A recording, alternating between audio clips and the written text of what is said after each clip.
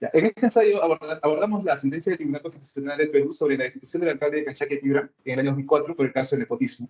El alcalde trató de anular la decisión del Jurado Nacional de Elecciones argumentando violaciones al debido proceso, para lo cual el Tribunal Constitucional necesitó clarificar la posición del Jurado Nacional de Elecciones de que sus resoluciones no pueden ser impugnadas según la Constitución peruana. El tribunal destacó la primacía de la Constitución y rechazó la idea de inmunidad en ciertos actos gubernamentales frente al control constitucional. Asimismo, abogó por una interpretación inclusiva de la Constitución basada en varios principios fundamentales. Y finalmente, el Tribunal Constitucional confirmó la destitución del alcalde y rechazó su reclamo por falta de fundamentos. Asimismo, estableció que las decisiones del Jurado Nacional de Elecciones que afecten derechos fundamentales pueden ser impugnadas. Además, sugirió cambios en el Código Procesal Constitucional para mejorar la eficiencia del proceso electoral y mantener la confianza en el sistema de control judicial constitucional. A continuación, le paso a mi amigo Marco. Bien, continuando, abordaremos el tema del positivismo excluyente del filósofo Hans Kelsen. Este filósofo sostiene que los únicos factores que determinan si una norma jurídica es válida son sus orígenes en el sistema jurídico existente, dejando de lado su contenido moral. Haciendo hincapié en el caso seleccionado, podemos observar que el Perú se rige por un sistema jurídico en base a la prevalencia de las normas, tal como se señala en el artículo 51 de la Constitución Política del Perú.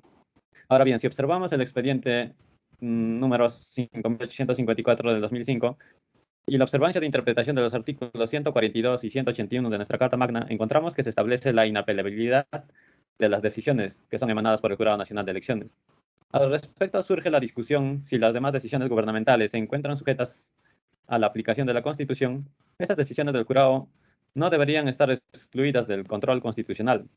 Desde el punto de vista de Kelsen sobre la jerarquía de normas y en concordancia con la interpretación realizada por los miembros del Tribunal Constitucional, siempre que el Jurado Nacional de Elecciones emita una resolución que vulnere los derechos fundamentales, las demandas de amparo presentadas en su contra van a resultar plenamente procedentes. De ello podemos resaltar la vigencia de planteamientos del filósofo Kelsen en nuestro sistema jurídico, para el caso propuesto específicamente en la supremacía de la Constitución, respaldada por su posición superior en la estructura piramidal. Doy paso a mi compañero Luis.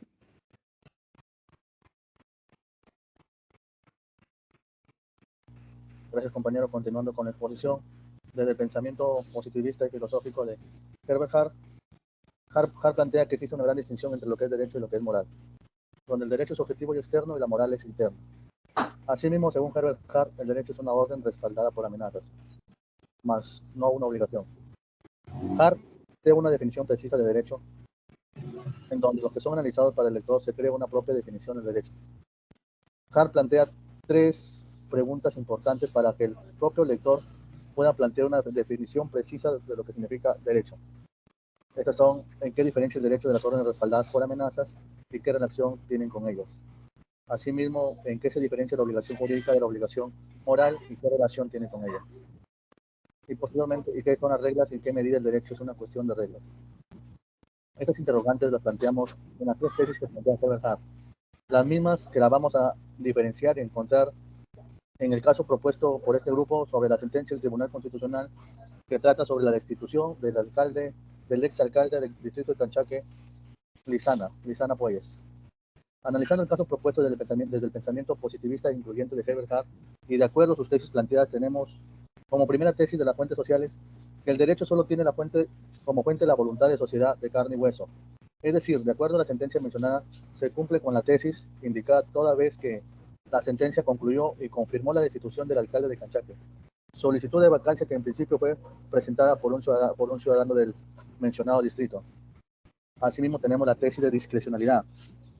Entre ellas tenemos, como primer punto, la autoridad aplicadora tiene libertad de criterio. En este caso, la única autoridad competente por mandato constitucional es el Jurado Nacional de Elecciones, la misma que resolvió de acuerdo a sus funciones con la destitución del alcalde del distrito de Canchaque. Funciones mismas que le competen de acuerdo a las atribuciones dadas por la Constitución Política del Perú. Asimismo, se argumentó que los intentos de anulación de la resolución mediante la acción de amparo contravienen los artículos 142 y 181 de la Constitución, que sostienen que contra las resoluciones dictadas por el Jurado Nacional de Elecciones no procede recurso alguno de apelación. Asimismo, como otro punto, tenemos la autoridad aplicadora puede crear derecho. El Jurado Nacional de Elecciones, al establecer la destitución del alcalde del distrito de Canchaque, estaría aplicando derecho, toda vez que se llevaba un debido proceso para tomar esta decisión. A la vez, se ha encontrado evidencias que el alcalde habría incurrido en nepotismo. Un nepotismo es decir, la preferencia que tienen algunos funcionarios públicos para dar empleos a algunos familiares o amigos, sin importar el mérito para ocupar algún cargo. Por consiguiente, se evidencia que en todo momento el derecho, que en todo momento el proceso de demanda se ha aplicado derecho. Como última tesis tenemos la tesis de la discrecionalidad en caso de lagunas. Hart plantea que existen fuentes primarias y fuentes secundarias. Las fuentes primarias que son las que regulan conducta e imponen sanciones, y las fuentes secundarias son las que no imponen sanciones pero establecen competencia. De acuerdo al caso propuesto por este grupo, al comprobarse que el alcalde del distrito de Castilla habría incurrido en nepotismo, el Jurado Nacional de Elecciones determinó la institución. Es decir, está encontrándose la fuente primaria, que significa regular conductas e imponer sanciones. Las fuentes secundarias que no imponen sanciones pero establecen competencias, encontramos las evidencias en que se comprueba el nepotismo. A continuación, lo dejo a mi compañero.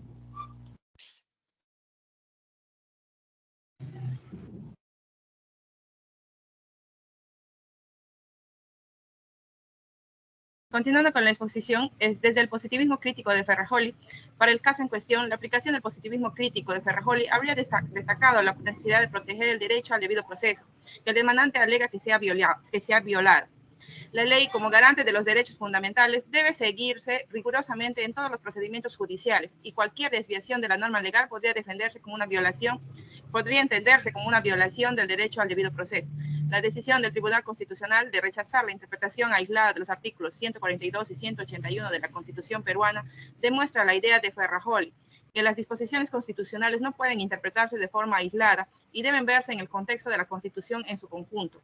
Por lo tanto, cualquier interpretación que sugiera que las decisiones del Jurado Nacional de Elecciones están exentas de revisión legal, incluso cuando afectan los derechos fundamentales, es inconstitucional. Esta interpretación aísla las resoluciones del Jurado Nacional Especial del resto del texto constitucional, violando la primacía de la ley.